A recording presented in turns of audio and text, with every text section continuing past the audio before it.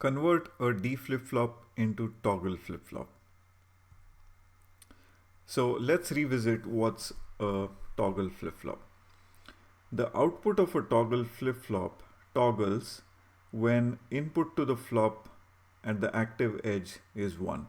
Meaning, if the input to the toggle flip-flop is 1, then the output of 0 will change to a 1 and the output of 1 will change to a 0, meaning the output of the toggle flip-flop will toggle and change from 0 to 1 or 1 to 0.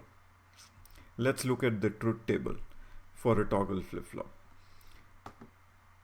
So this is the input, this is the present output, and this is the output on the following active edge of the clock. So if the input to the toggle flip-flop is 0 and the output is 0, the output on the next active clock edge will continue to remain 0. If the input to the toggle flip-flop is 0 and the output is 1, then the output will continue to be 1 on the following active clock edge. Whereas if the input to the toggle flip-flop is 1 and the current output of the toggle flip-flop is 0, then the output is going to toggle, meaning it's going to become 1 on the following active edge of the clock. Similarly, if the input to the toggle flip-flop is 1 and the present output is 1, then the output of the toggle flip-flop is going to toggle, that is, it's going to become a 0 on the following active edge of the clock.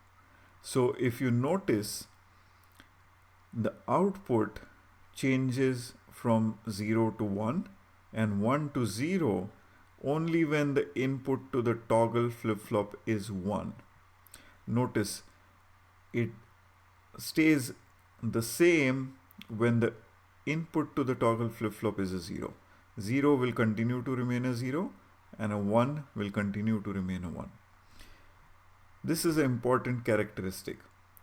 So what do we see from the truth table? We see that the output is 1 when the current state and input is different, right? When the current state and input is different, the output is 1. You can see this here. Current state and the input is different, output is 1. When the current state is different and the input is different, output is 1. When the current state and input is the same, the input is the same. The output is 0. When the input and the current state is the same, the output is 0. So now I want you to go ahead and think about which gate resembles these properties, right? I think it should be pretty easy to think what gate would resemble the property. 0 and a 1, the output is 1. 1 and a 0, the output is 1. When both the current state and the input is 0, or if the current state and the input is 1, the output is 0. You can pause the lecture here and maybe give it a thought for a couple of minutes and then come back and unpause the video. I'm sure most of you have already figured it out because it's a simple XOR. That's right, it's a simple XOR gate. So if you were to just blindly look at this, you would probably figure out straight away that this truth table resembles a truth table of an XOR gate. It's exactly the same. The truth table of a XOR gate exactly reads this way. 0, 0, output of the XOR is going to be 0. 0, 1 or 1, 0, the output of the XOR gate is going to be 1.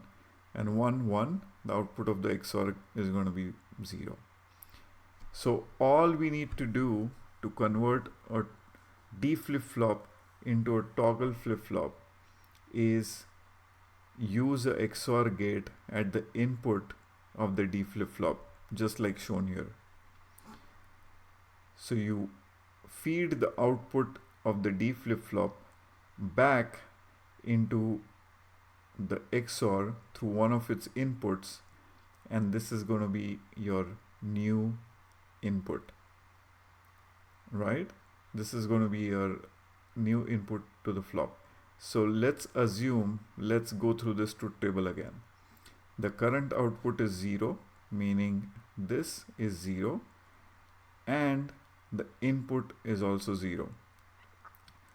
The output of this XOR gate is going to be 0, and thus this output of the D flip-flop Q will continue to be 0. Now let's see. The current input is a 1. So the current input is a 1, but the new input to the XOR gate is a 0. So the output of the XOR gate is going to be a 1. And thus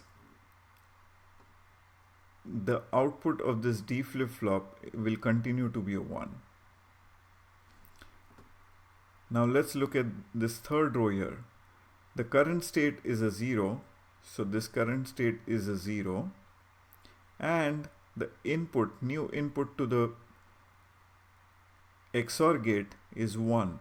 So a 0 and a 1, the output of this XOR gate will be a 1, thereby changing the output of the D flip-flop to a 1, and thereby toggling the output from a 0 to a 1. Let's assume the last case. The current output is a 1, so we have a 1 that gets fed back into the XOR gate, and the new input is also a 1. So 1 and a 1, the output of the XOR gate is going to be a 0. So a 0 is going to get fed into the D input of the D flip-flop, thereby changing the output of the D flip-flop to a 0, and thereby toggling the output of the D flip-flop from 1 to 0. So I hope this all makes sense, but one advice here, whenever you are asked such tricky questions in an interview, always make sure to have a slow but systematic approach, because when you take a systematic approach, the answer most likely comes to the surface, or at least becomes that much easier, rather than you just thinking randomly and shooting in the air and trying to guess and then turning the interviewer off.